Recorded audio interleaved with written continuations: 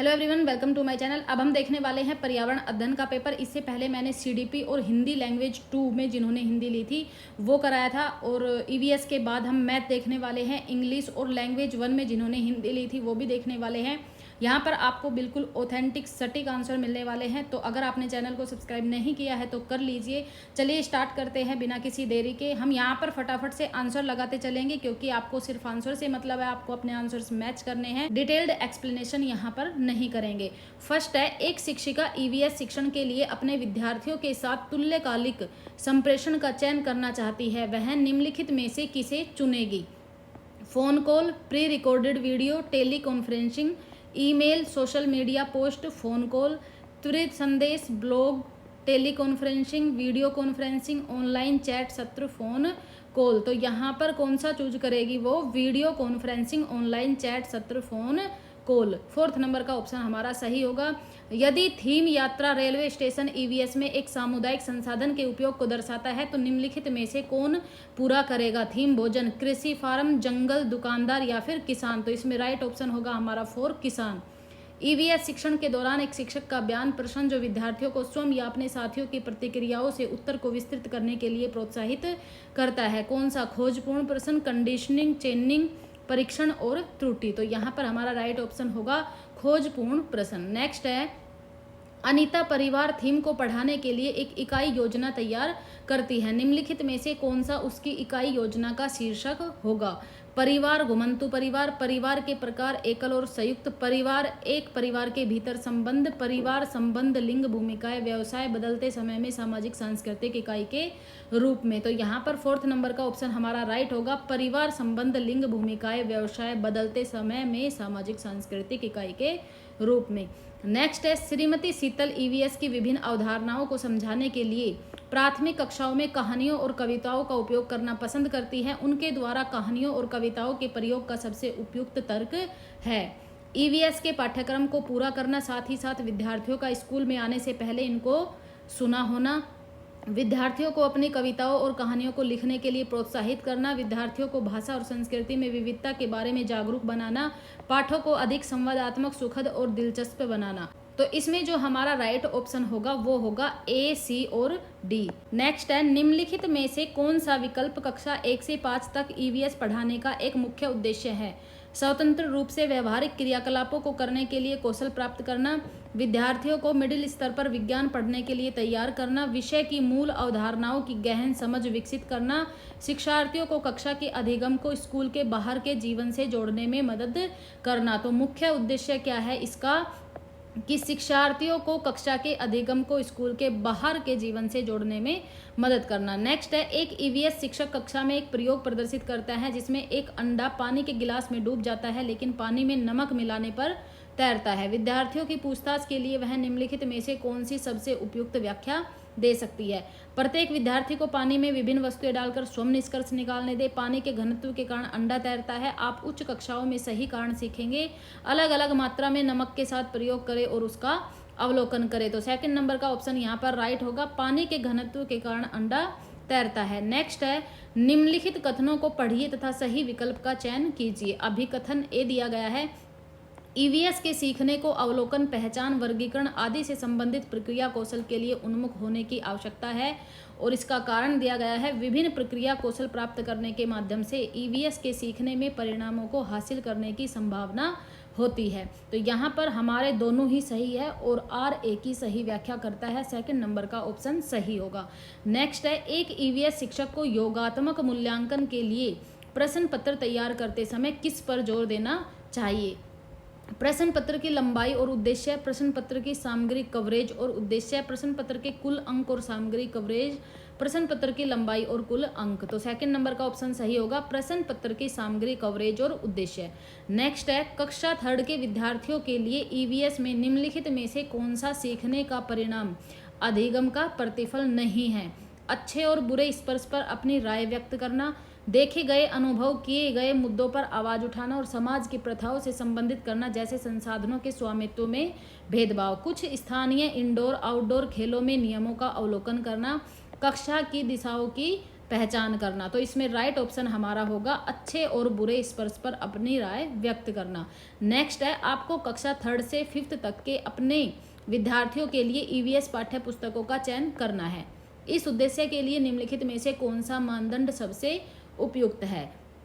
First है, पुस्तक में चित्र बड़े और रंगीन होने चाहिए, भाषा सरल और विद्यार्थियों के मानसिक स्तर के अनुसार होनी चाहिए, पाठ्य पुस्तक को सचित्र और विद्यार्थियों के लिए आकर्षक होना चाहिए, पाठ्य पुस्तक बाल उन्मुख होनी चाहिए तथा लिंग, जाति, वर्ग और धर्म के आधार पर किसी भी रूढ़िवादिता या अपमानजनक व्यवहार से रहित होनी चाहिए। तो यहाँ पर हमारा राइट ऑप्शन है कि पाठ्य पुस्तक बाल उन्मुख होनी चाहिए तथा लिंग, जाति, वर्ग और धर्म के आधार पर किसी भी रूढ़िवादिता या अपमानजनक व्यवहार से रहित होनी चाहिए। नेक्स्ट है, निम्नलिखित कथनों को पढ़िए तथा सही विकल्प का चयन कीजिए। अभिकथन दिया गया है, प्राथमिक स्तर पर ईवीएस के विषयों के बजाय थीम है।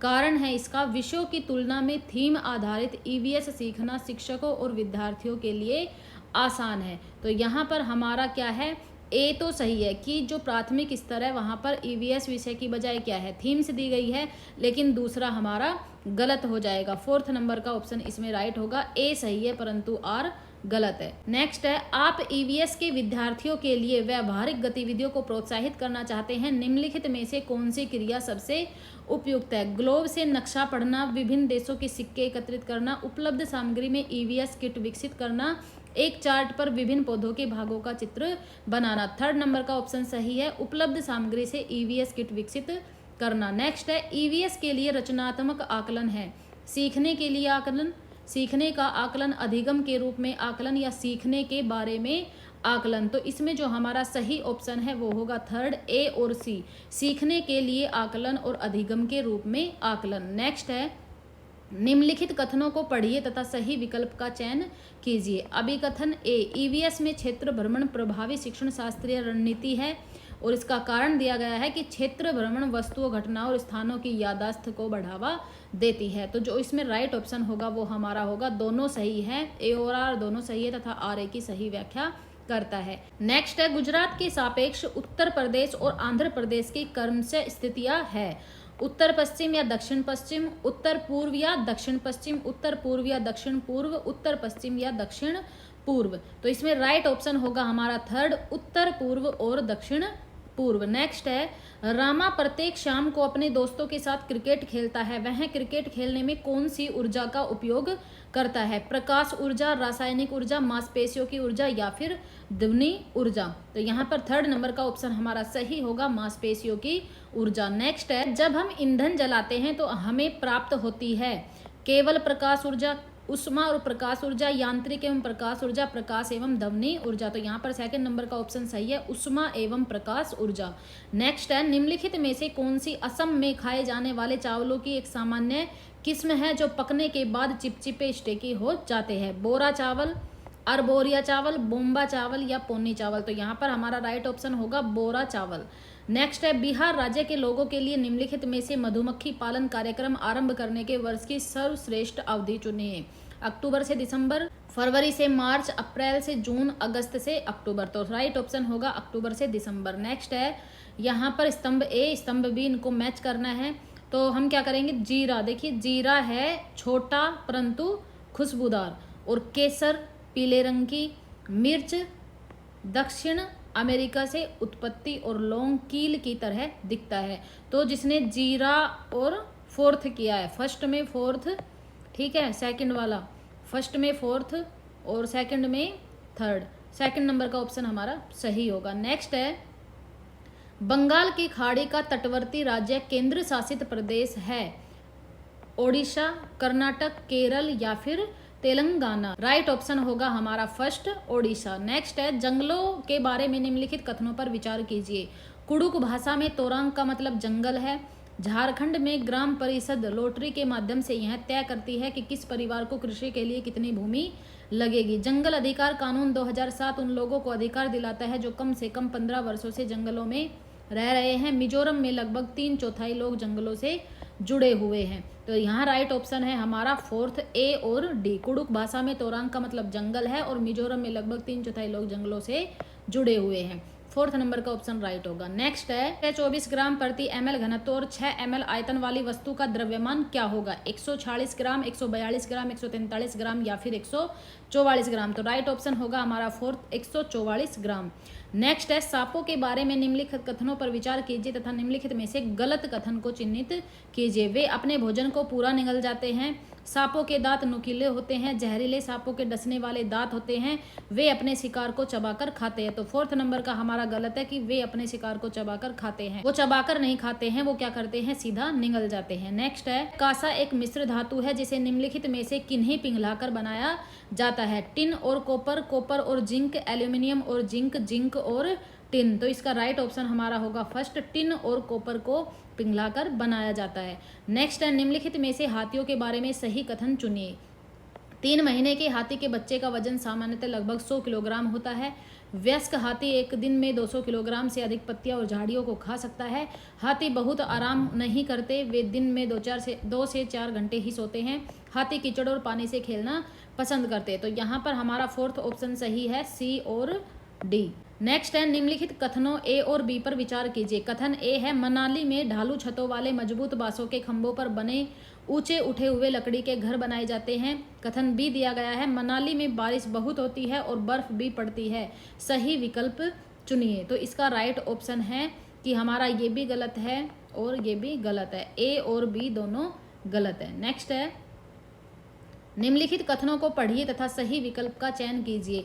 अभी कथन ए, दाब लगाने पर गैस को आसानी से संपीड़ित किया जा सकता है।